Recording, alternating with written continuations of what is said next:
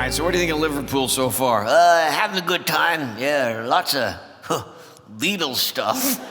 Well, this is the original home of the Beatles. Yeah, do Paul and Ringo ever get back here? Or are they still trying to avoid running into Pete Best?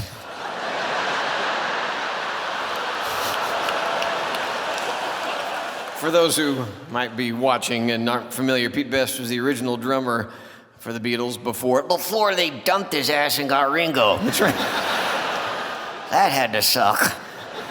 You think he's over it by now? I don't know. You know, they named a street after Pete Best. Oh, well, yeah, it's great.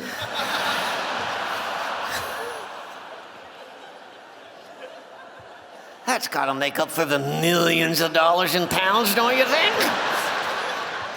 What the hell's the name of the street? You Got Screwed Boulevard? Shafted Lane? It could have been U Road? I don't know. You guys have all the crazy tourists wanting to see where the Beatles are from. You know, we in the U.S., we have the same thing with the Elvis Presley, Graceland, in Memphis. Yeah, oh yeah, shut up, no one cares here. Anyway. Graceland, that's where Elvis fans flock to see where Elvis lived. And if you're a Michael Jackson fan, you can come out to LA and take a walking tour of all his plastic surgeon's offices. Quite lovely. The nose was done here. It fell off here and they redid it here.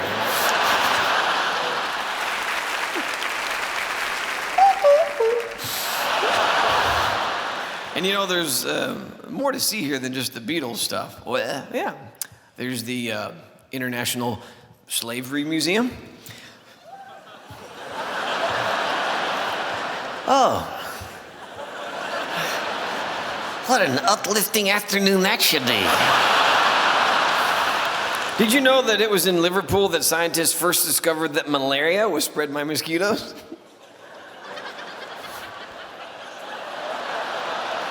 That's just fascinating, Jeff.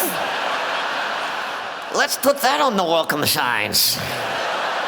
That'll bring in the tourists. Come to Liverpool. We have Beatles and mosquitoes. And one of them carries a deadly disease. Find out which one. Ringo? You know what else annoys me? The kids don't have instruments. We used to have to study instruments. You were forced to study with some guy with a tweed jacket and hairy ears and stuff.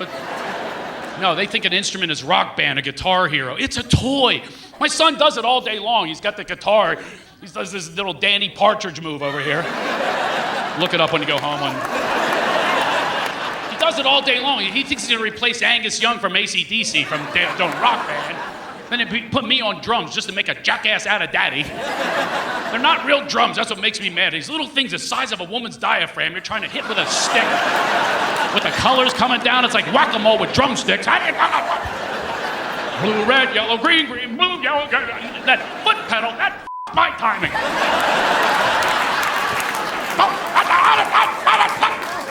My son's over there, keep up with the band, Dad. I look like the little drummer boy with Tourette's syndrome.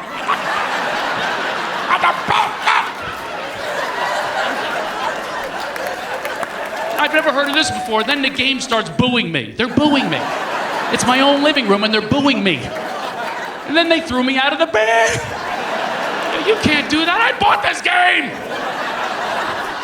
That's right, kids. There is no Santa Claus. They'll get over it. Might not have been the best reveal.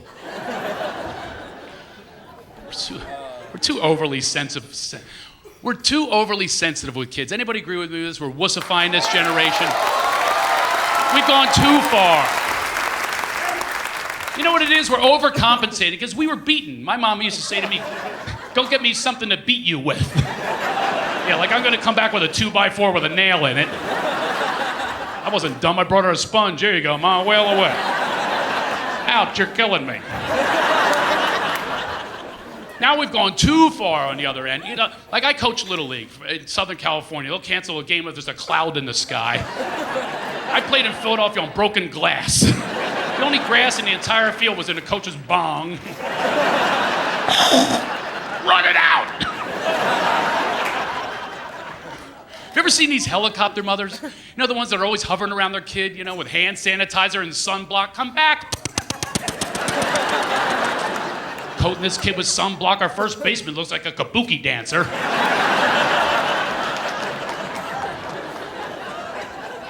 And they never want the kids' feelings to be hurt. The first 2 years are a little late. No outs and no runs. You ever heard of such a thing? No outs and no runs? And I'm not used to this. You can tell I'm a little intense. My first year coaching, this kid's running along. Instinctually, I just go, he's out! 7 mothers charge me. No, he's not out. Apologize. You made Geoff cry.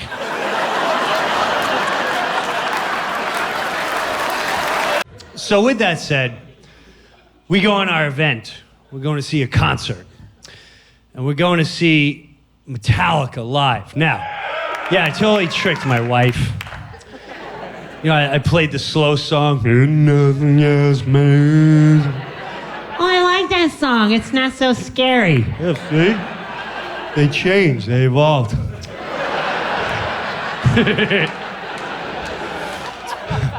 So we get to the show, all right? And we get there, we sit down. I forget. I'm domesticated now. She's like, is there a brochure? I'm like, all right. We're looking around the stadium, brochure, whatever. Now, here's when you know you're too old to be going to concerts. First of all, the name of the bands is already a tragic mistake. Here's the opener. So you ready for this? Just the names. Anthrax, Megadeth, and Slayer. Okay, all right, did you hear? All right, yeah, you hear that? You hear that? You hear that? Let me tell you something about Slayer fans. That was the scariest time of my life when the Slayer fans showed up. That's the first time I feared my own race. I'm not even kidding you. I feared my own race. They look like the extras from Lord of the Rings. Right before Slayer came out, someone came out and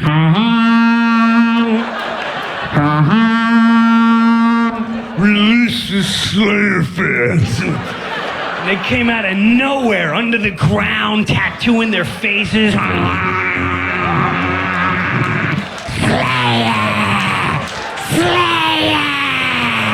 We're here to witness Slayer! And I'm hovering my wife, like, everything's gonna be okay. We're only gonna be on for like 15 minutes. Slayer, Slayer! We're gonna be safe. So Slayer's about to go on right before Metallica. The lights go out. Now, I forget I'm domesticated, so when the lights go out of show, I still get that giddy feeling. The show's starting. Because I'm used to, you know, beauty and the beast.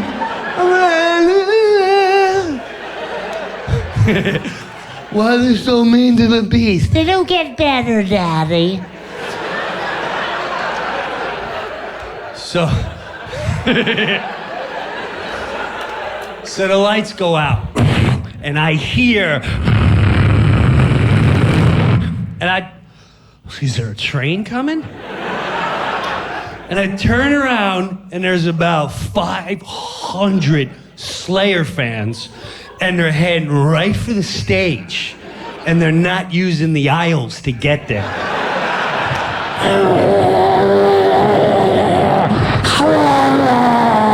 Chairs are being flung, people flying up in the air. And I looked at my wife like, every man for himself. We're doomed. I'll see you on the other side. I get run over. I'm 45 years old, and this crowd knocks me down. By the way, not one Slayer fan said, excuse me. So I'm on the floor. Now, listen, when you're 20, 25 years old, you get knocked to the floor, you get right up. And you might even get a cheap shot of, hey, what's the problem? But I'm 45, you know, I take cardio kickboxing with soccer moms, and I And I rock it at 7 a.m. Kick, punch, punch, and kick, punch, punch. But I kick, punch, punch, uppercut, uppercut. But I'm on Slayer, I'm down, and I can't get up. So every time I get up, another guy takes me, and they keep coming by me, and I turn around, I get knocked down again. But now, I have responsibilities. So while I'm fearing for my life and trying to get up, I'm texting the babysitter. It's gonna be a little later than I anticipated. Please apologize to your mother for me.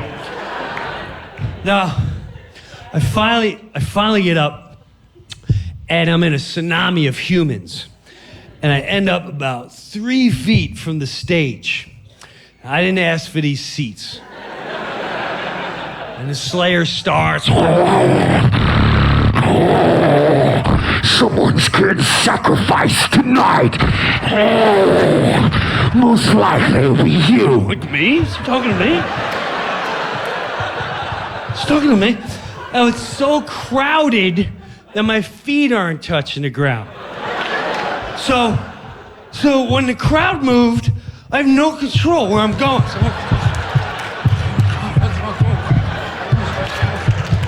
I guess we'll watch this guy for a while.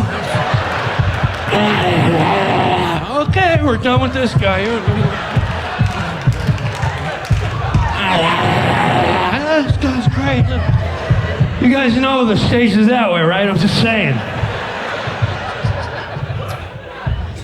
Took me about 15 minutes to finally get back to my seats. My wife's still missing to this day. I don't know where she's at.